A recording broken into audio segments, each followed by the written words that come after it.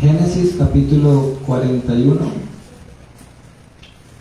El título de la enseñanza en este tiempo de escuela bíblica es la providencia de Dios, tanto en la abundancia como en la escasez. La providencia de Dios en la abundancia y en la escasez.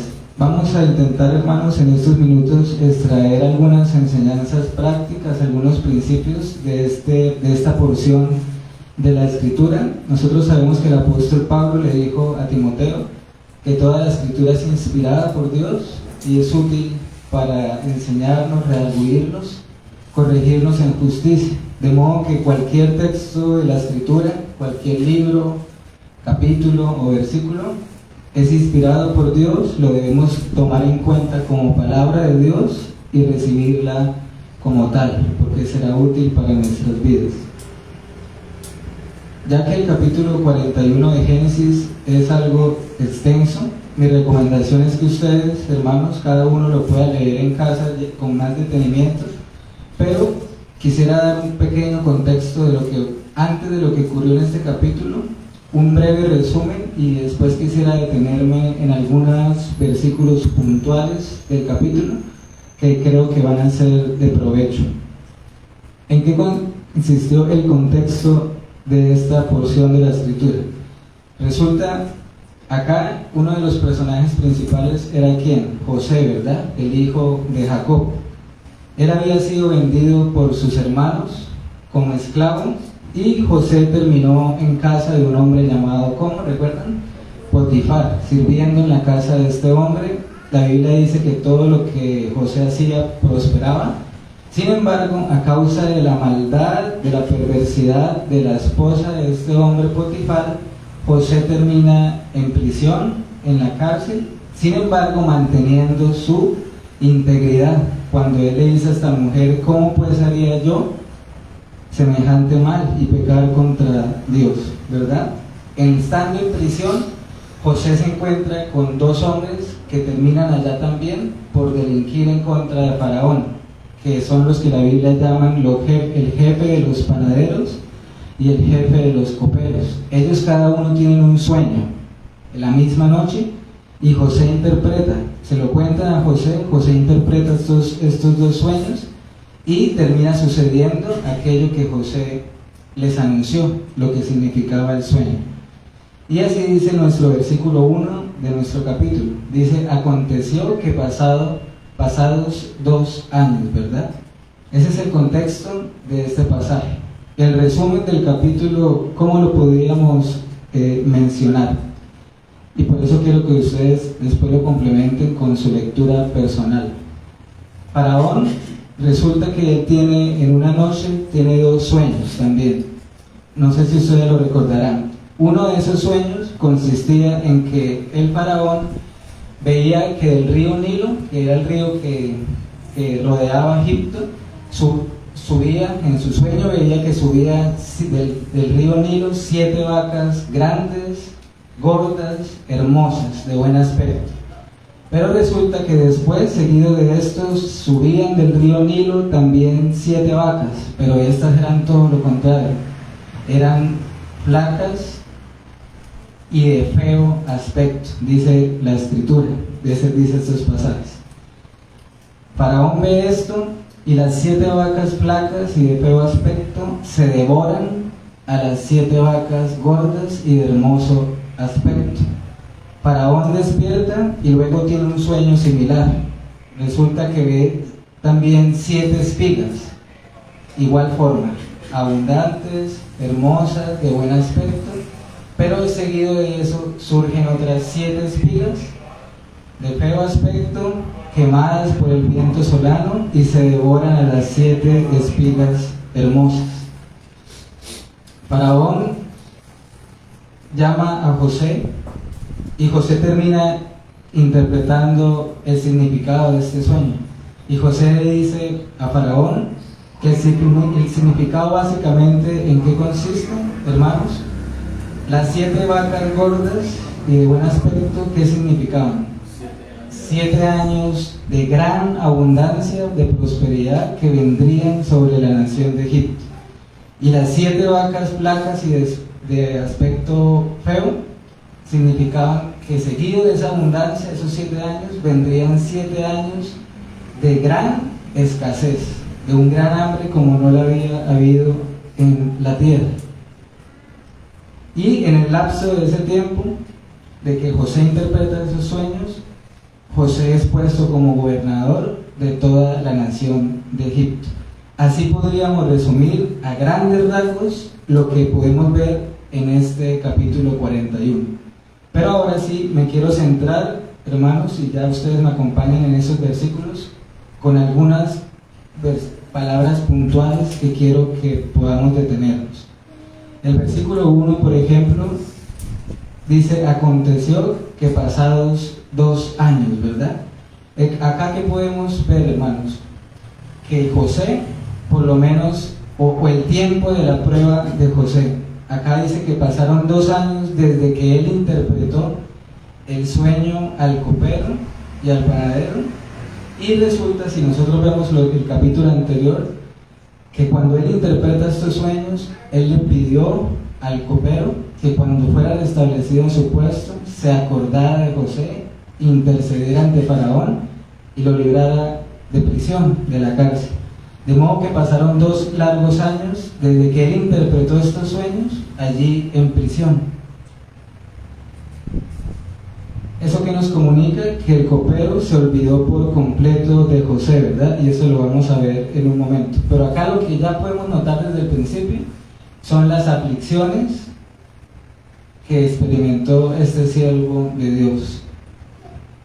Que indudablemente allí en medio de esos 2 años Dios estaba formando el carácter de este hombre para las cosas que vendrían más adelante. Versículo 8, acompáñenme por favor, versículo 8. El espíritu de Faraón estaba turbado o angustiado, dice. Verso 8, sucedió que por la mañana estaba agitado su espíritu. Faraón no fue capaz, iglesia, de olvidar sus sueños como si nada hubiese acontecido. Él simplemente no se paró al día siguiente y siguió su vida como si nada. Esos 2 sueños que él tuvo esa noche quedaron rondando en su mente, al punto que el texto nos dice que su espíritu estaba como agitado, ¿verdad? Él estaba inquieto. De alguna manera Faraón sabía que este sueño tenía que tener un significado, y un significado importante. Por esa razón él manda llamar a todos los sabios, los magos, dice el texto también, de Egipto. Pero ¿qué sucede? Ninguno de ellos puede interpretar el sueño o los sueños del faraón. Acá podemos ver que Faraón simplemente no estaba tranquilo. Y allí, hermanos, viene ya de antemano, bien, para que veamos que la esencia de esta enseñanza y de este capítulo es la providencia de Dios. Vamos a ir viendo cómo se va mostrando, se va manifestando de a poco la providencia del Señor. Versículo 9. Allí dice la última parte: entonces el jefe de los coperos habló a Faraón diciendo: me acuerdo hoy de mis faltas. Providencialmente, hermanos, el copero recordó al hebreo que estaba en prisión. Cuando él vio que nadie podía interpretar los sueños del faraón, ahí sí recordó a este hebreo que estaba en prisión, le cuenta al faraón que este hombre interpretó sus sueños acertadamente, porque el copero fue restablecido en su puesto, mientras que el jefe de los panaderos fue mandado ¿a qué? A morir, ¿verdad? Pero miremos las palabras que dice el copero: quisiera hoy, o me acuerdo hoy, ¿de qué? De mis faltas, dice. ¿Cuál falta? ¿A qué falta se estará refiriendo? Al hecho de olvidar, de haber olvidado a José. Él en ese momento recordó a este hombre y allí fue mandado a llamar. Hay muchos que cuando les llega el bien, los días de bien y de gozo, lo primero que hacen es olvidarse de lo que habló, de lo que dijo y de las personas que lo rodearon en los tiempos de aflicción. Versículo 16, hermanos, acompáñenme al versículo 16 de Génesis capítulo 41. Este versículo también me pareció hermoso y quisiera que lo meditáramos y lo memorizáramos. ¿Qué sucedió? José llega ante la presencia de Faraón y en el versículo 15 dice: dijo Faraón a José: yo he tenido un sueño y no hay quien lo interprete, mas he oído decir de ti que oyes sueños para interpretarlos. Verso 16. Respondió José a Faraón diciendo, ¿qué le dijo? No está en mí. Dios será el que dé respuesta propicia a Faraón. Meditemos en esas palabras. No está en mí. ¿Qué vemos acá? Faraón intenta de antemano atribuirle a José una honra al decirle: he oído de ti que interpretas los sueños. Es decir, le atribuye esto a José. Pero ¿qué hace inmediatamente José, hermanos? ¿Hacia dónde redirecciona todo el asunto? Hacia el Señor. Él hubiese perfectamente podido de esta oportunidad que tenía, vanagloriarse a sí mismo, es decir: así es, sí Señor, yo interpreto sueños, ¿cuál es tu sueño? ¿Qué quieres que interprete? Etcétera, ¿verdad? Pero José redirecciona todo a la fuente. No está en mí. Es algo similar a lo que le había dicho al jefe de los coperos y al panadero. Cuando ellos tuvieron el sueño, José les dijo a ellos: ¿no son de Dios las interpretaciones? Miren esas dos frases: no son de Dios las interpretaciones, y acá ahora está diciendo: no está en mí. Ahora quisiera hacerle acá una salvedad. Recordemos, hermanos, que nuestra posición como iglesias confesionales es el cesacionismo, ¿verdad? Lo que dice Hebreos, los primeros versículos de Hebreos: Dios habló de muchas maneras a nuestros padres, pero hoy nos habla por medio de ¿quién? Del Hijo, de nuestro Señor Jesucristo. Sin embargo, podemos aprender mucho de estos sucesos y de estos acontecimientos.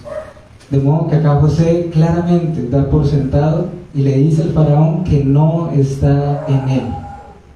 Él no es la fuente, sino que la fuente es el Señor. Ahora, versículo 25 y 28.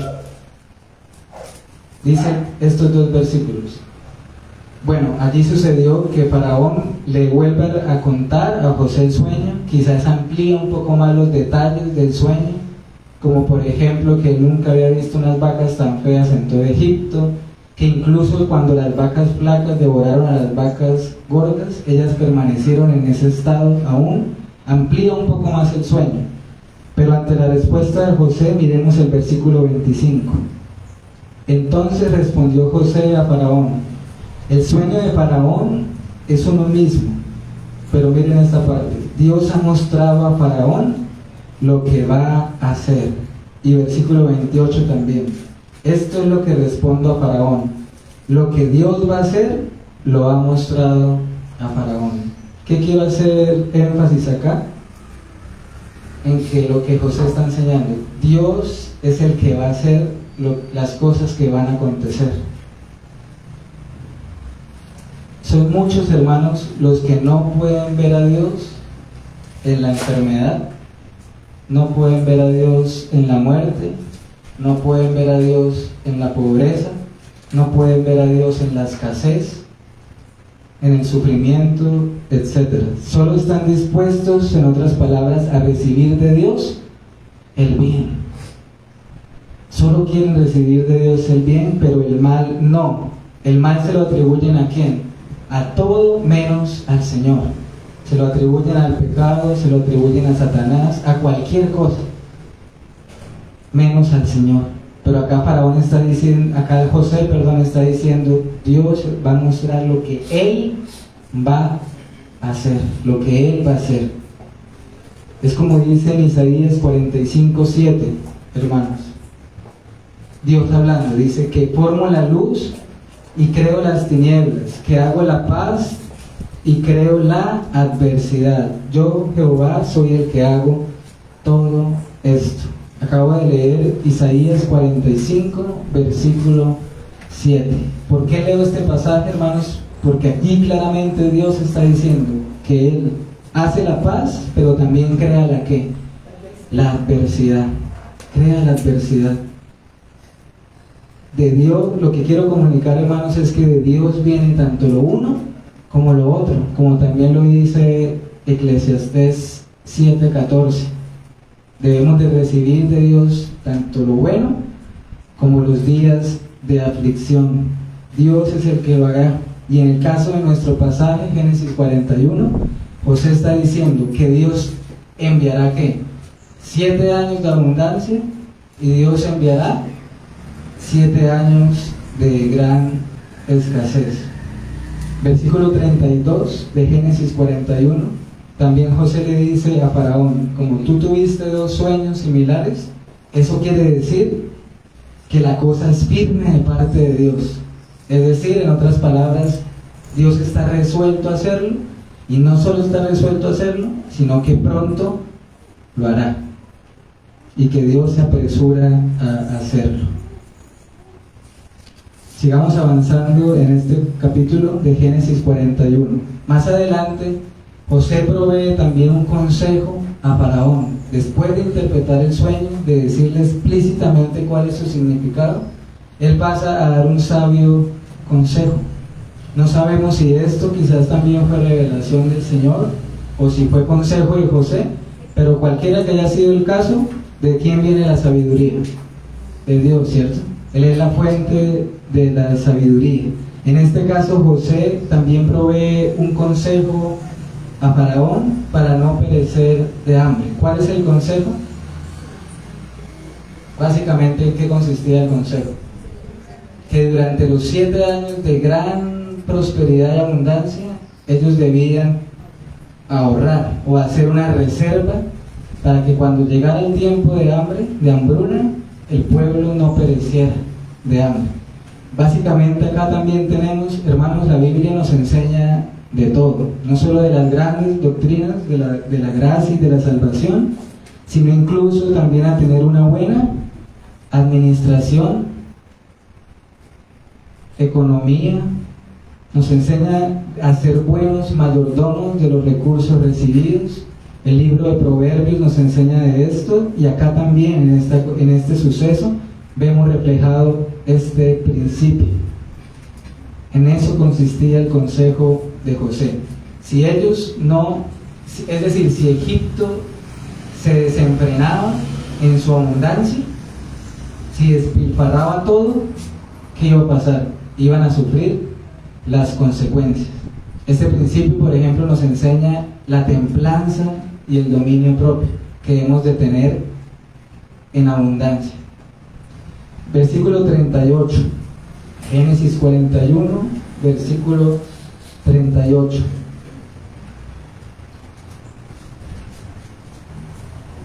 El asunto pareció bien a Faraón y sus siervos, y el 38 dice: y dijo Faraón a sus siervos: ¿acaso hallaremos a otro hombre como este en quien esté el Espíritu de Dios? Miremos las palabras de Faraón. Faraón, siendo un ¿qué? Él era un ¿qué?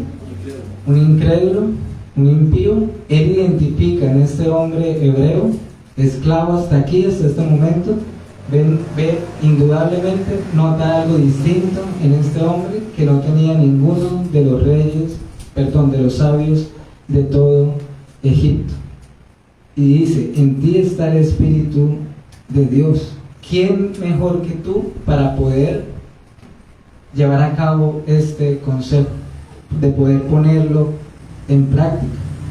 Y es más allá de la interpretación. Es decir, Faraón no dice: en ti, en José está el Espíritu de Dios, no solamente por el hecho de haber interpretado el sueño, sino porque veía indudablemente en este hombre también un carácter diferente. Posterior a eso, en los versículos 40 en adelante, vemos cómo José es honrado después de haber sido humillado. Es honrado por el faraón y es puesto como señor de todo Egipto, como ministro, como gobernante de Egipto. Y es impresionante, hermanos, si uno lee estos versículos, el grado de autoridad que le fue conferida a José.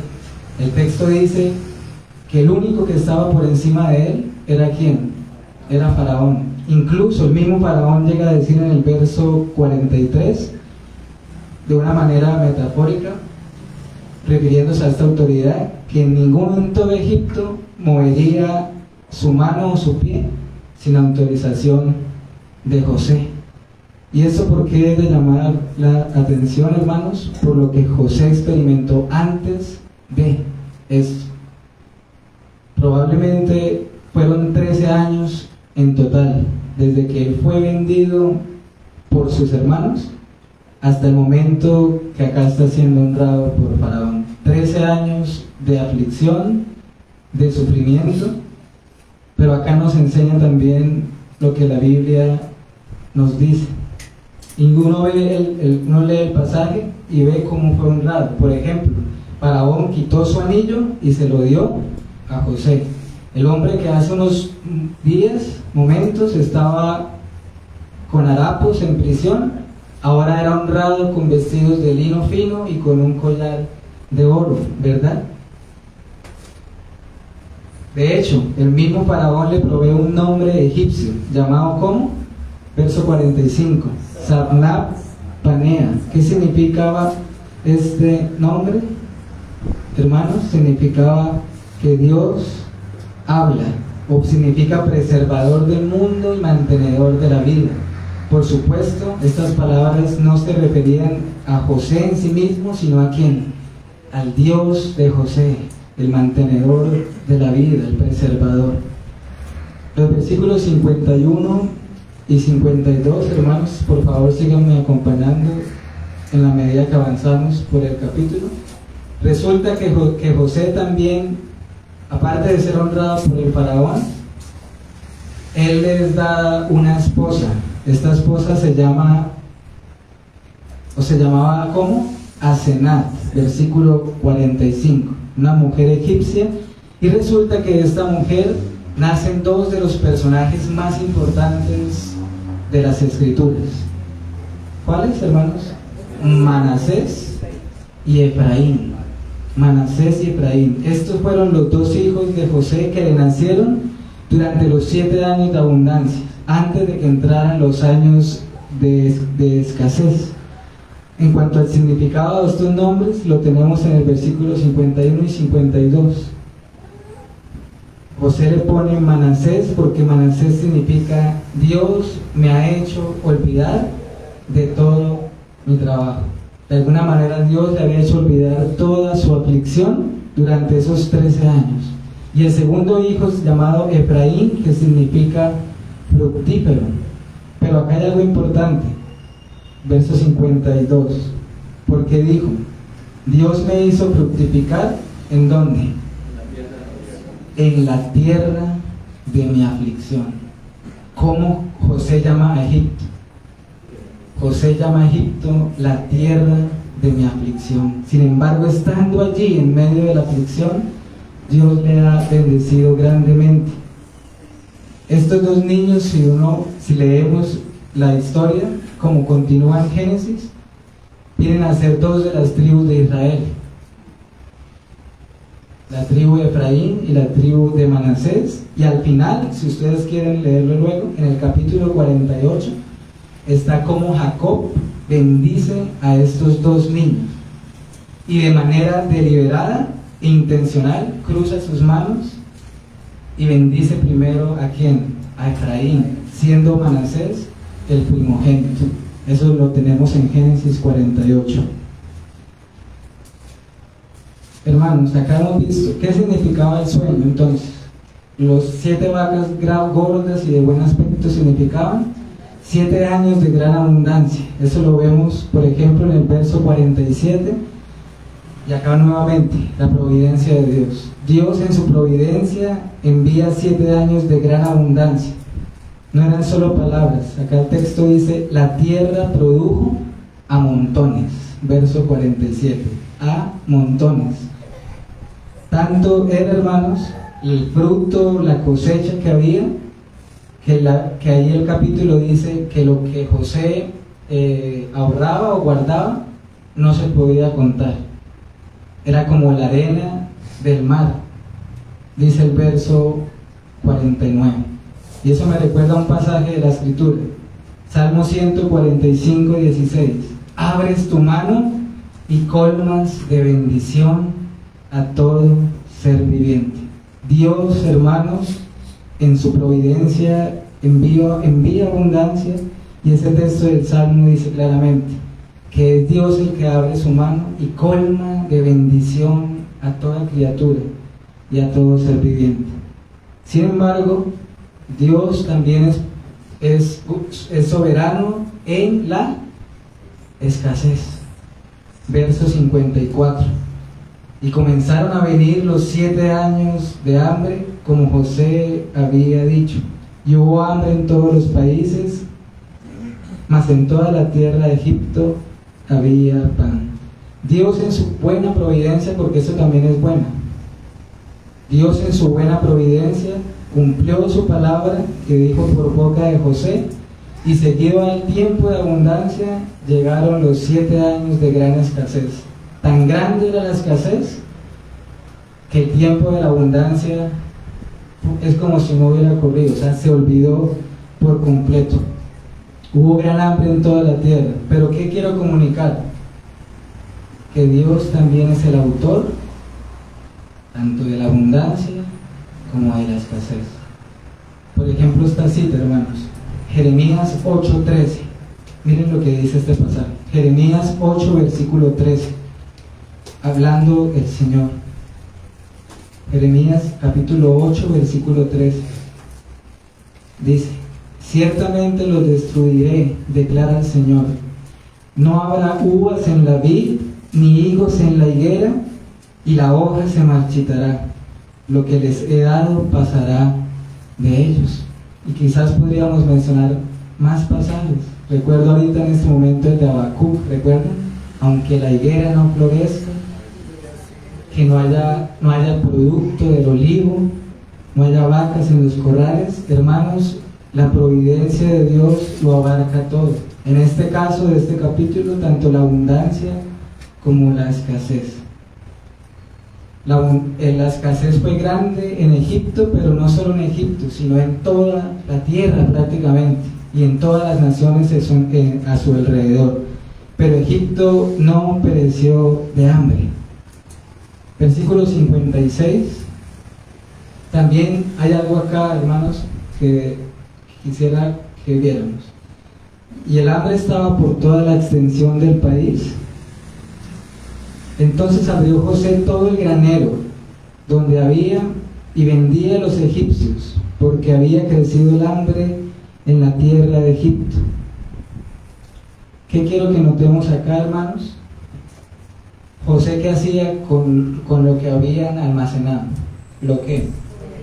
Lo vendía. Eso también es algo que me llamó la atención. No, el pan, todo el abastecimiento que había, José lo vendió a Egipto y a todos los que vinieran de las naciones alrededor. Acá, por lo menos, sí vemos un principio que me llama la atención. Se sienta una base acá, y es el principio del esfuerzo y del trabajo, ¿verdad? Pero también pensaba que no es tan sano, por ejemplo, cuando un gobierno, cuando una nación provee todo de manera que gratuita o facilista al pueblo. Son principios que también podemos notar acá. No creo acá que la intención de José fuera enriquecerse, ni él ni Egipto. Era simplemente lo normal. Para abastecerse de alimentos había que ir ¿a qué? A comprar los alimentos. Versículo 57, y termino con unas aplicaciones prácticas. Hay algo también importante: la providencia de Dios en la abundancia, en la escasez, pero quiero que veamos, hermanos, la providencia de Dios en el plan redentor. Si esto no estuviera conectado con el plan redentor, acá tendríamos indudablemente un capítulo de mucho valor histórico. Pero, hermanos, acá no estamos hablando de mera historia. Ese gran árbol que se llama el plan de Dios, el decreto eterno de Dios, su consejo, Es como un tronco grande del cual se unen muchas ramas, me refiero a las páginas de las Escrituras, que siempre van a terminar conectándose con ese plan de Dios. ¿A cuál plan me refiero? Al plan de salvar a un pueblo escogido por medio de su Hijo Jesucristo, mediante la fe y el arrepentimiento. ¿Cómo vemos acá la conexión? ¿De dónde está la conexión, hermanos? Bueno, resulta que muchos de esos hogares que experimentaron el hambre, estaba ¿quién? Jacob y sus 11 hijos. A tal punto que si vemos el capítulo 42, le damos un momento rápidamente. Versículo 1 y 2. Viendo Jacob que en Egipto había alimentos, dijo a sus hijos: ¿por qué os estáis mirando? Y dijo: he aquí yo he oído que hay víveres en Egipto, descended allá y comprad de allí para nosotros, ¿para que qué? Para que podamos vivir y no muramos. Para que podamos vivir y no muramos. Providencia de Dios, hermanos. Cada vez que la simiente que Dios le prometió a Abraham, de la cual serían benditas todas las naciones, que es Jesucristo, cada vez que esa simiente estuvo expuesta a un peligro antes de la llegada del Salvador, o incluso durante su nacimiento, Dios intervino soberana y providencialmente. Y hay muchos casos. Por eso es que cuando vemos el Antiguo Testamento debemos siempre procurar conectar todo a este plan redentor. Es allí donde cobra valor acontecimientos como la batalla de David y Goliat, el libro de Esther o pasajes como estos, hermanos. Dios no permitiría que Jacob ni sus hijos perecieran de hambre por una fundamental razón: porque de su simiente o de uno de sus hijos vendría el Salvador. Y así, cada vez que ocurrió eso, Dios intervino soberanamente. Unas aplicaciones prácticas, hermanos. Acá vemos indudablemente un ejemplo a seguir de humildad y de mansedumbre en José. Quedémonos con esa palabra de esta enseñanza. Cuando él le responde a Faraón: no está en mí, no está en mí. Eso es exactamente lo mismo que Pablo dijo: no yo, sino la gracia de Dios en mí. Por la gracia de Dios soy lo que soy. Segundo, veamos los sufrimientos de José y su posterior exaltación también. Cómo él fue humillado, pero luego fue honrado. El cumplimiento de las palabras de nuestro Señor Jesucristo: todo aquel que se enaltece será ¿qué? Humillado. Todo aquel que se humilla o que es humillado será enaltecido. Aprendamos a descansar, iglesia, en el control, en el gobierno de Dios sobre todas las cosas que suceden. Para esta época de Génesis 41, Romanos 8:28 no se había escrito. ¿Qué dice Romanos 8:28? ¿Recuerdan? Porque a los que aman a Dios, todas las cosas obran para bien. Pero aunque no estaba escrito, aún así se cumplía en la vida de cada uno de sus hijos. Y más adelante, incluso si vemos la historia, José reconoce esto. Y cuando se presenta ante sus hermanos, él les dice: ustedes no me enviaron aquí, sino ¿quién? Dios, para preservación de vida. El plan redentor del que hablaba hace un momento no ha terminado. Aunque ya Cristo vino, Dios sigue reuniendo y llamando a los suyos. ¿Y cuándo terminará ese plan eterno de redención? El día de su segunda venida en gloria. Y permítanme terminar con algo vital. Vemos acá, hermanos, así como en Adán, en Noé, en Abraham, en Moisés, tipos y figuras de Cristo, también vemos en José cómo prefiguró a nuestro Señor Jesucristo en muchos aspectos. Así como Dios levantó a José para preservar a este pueblo del hambre, Dios también un día levantaría, no a cualquiera, a su propio Hijo, para salvar a los suyos, para salvar a su pueblo. Pero también quisiera traer una aplicación del verso 56. José, ¿qué hizo con lo que había ahorrado, con lo que se había depositado? Lo vendió, ¿cierto? Él vendió pan terrenal. Sin embargo, un predicador hacía la siguiente comparación que es muy importante. Cristo no vendió el pan celestial. Cristo nos salva del hambre espiritual, por así decirlo, pero Él no vende. El pan del cielo, el pan de vida, no se vendió. Acá vemos como el pan físico, el pan terrenal, se vendía y se compraba, ¿verdad? Pero el pan de Dios, el pan de vida, el pan que descendió del cielo, el maná del cielo, este no se puede ni vender ni comprar. Solo se recibe, solo Dios lo da gratuitamente y solo se puede recibir por medio de la fe.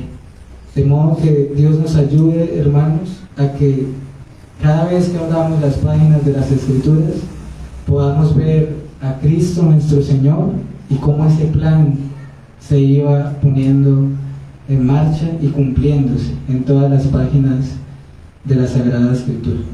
Vamos a orar, hermanos, y finalizamos esta primera hora.